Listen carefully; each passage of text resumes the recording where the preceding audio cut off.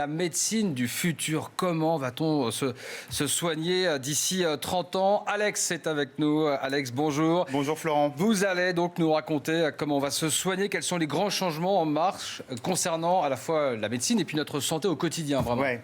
Alors ce qu'on peut dire, c'est que la médecine du futur va clairement bénéficier des innovations technologiques. Et parmi les grandes révolutions à venir, l'imagerie médicale, qui fait des progrès absolument fulgurants, si bien que d'ici 2050, nous allons tous pouvoir disposer de notre double numérique. Alors ça veut dire quoi avoir un double numérique? C'est très simple, regardez ces images. Il suffira en fait de nous faire scanner de la tête aux pieds en 3 dimensions, bien évidemment par notre chirurgien, par notre médecin, qui pourra se balader virtuellement dans notre corps comme on se balade dans un jeu vidéo, sauf que là, évidemment, ce qu'on verra, ce sera l'intérieur de notre corps en temps réel. Donc le médecin, le chirurgien pourra visiter les moindres recoins de notre anatomie sans rien endommagé. Donc c'est absolument révolutionnaire. On sait que voilà, il y a des examens qui sont parfois douloureux, qui prennent du temps, parfois sous anesthésie générale. Tout ça, ce sera vraiment relégué au passé. Ça paraît complètement dingue. Ouais. La technologie qui va donc optimiser cette phase du diagnostic médical, mais aussi l'étape de l'analyse.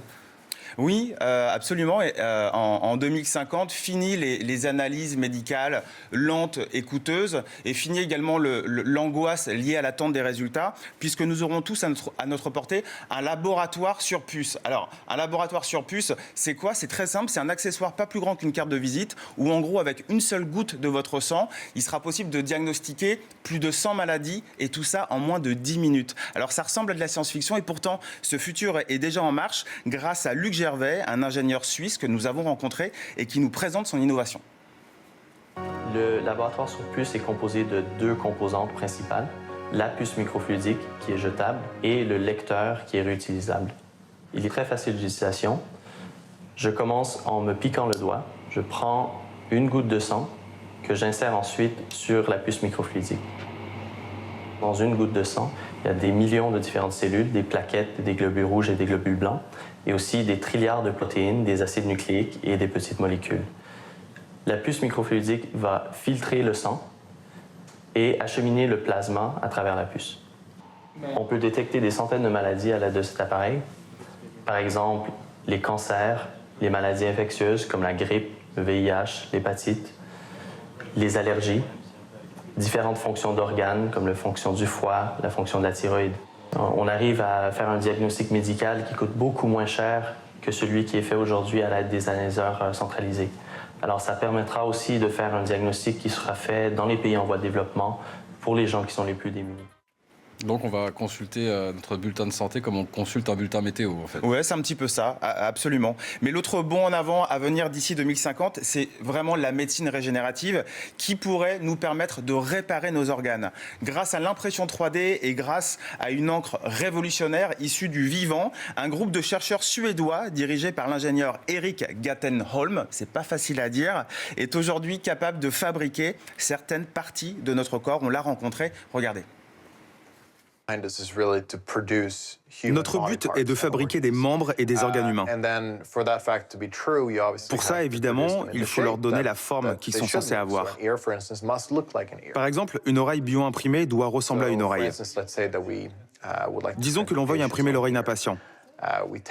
On prend une photo de l'oreille existante, on en fait une copie, un modèle informatique, on exporte le fichier vers un logiciel qui l'envoie à l'imprimante.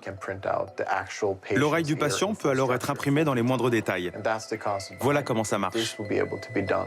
Et bientôt, on pourra le faire avec tous les organes et tous les membres du corps humain.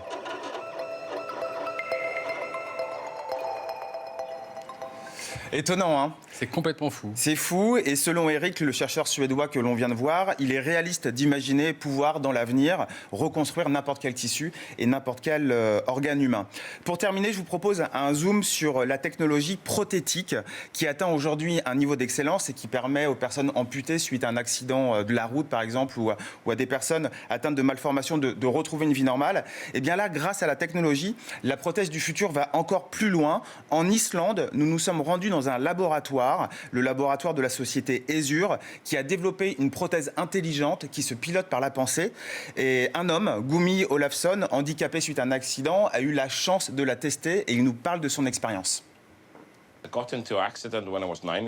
J'ai eu un accident quand j'avais 9 ans. J'ai été renversé par un camion-citerne. J'ai gardé mon pied pendant 20 ans, et puis en janvier 2004, je me suis fait amputer. Maintenant, j'ai un capteur dans la jambe. Je peux bouger le pied avec mes muscles. Mon cerveau leur ordonne de bouger le pied, et voilà.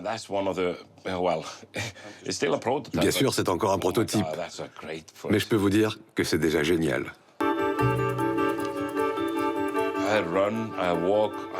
Je cours, je marche, je nage, je fais de la plongée sous-marine, je fais des randonnées en montagne, je promène mon chien. Je marche une quinzaine de kilomètres par jour.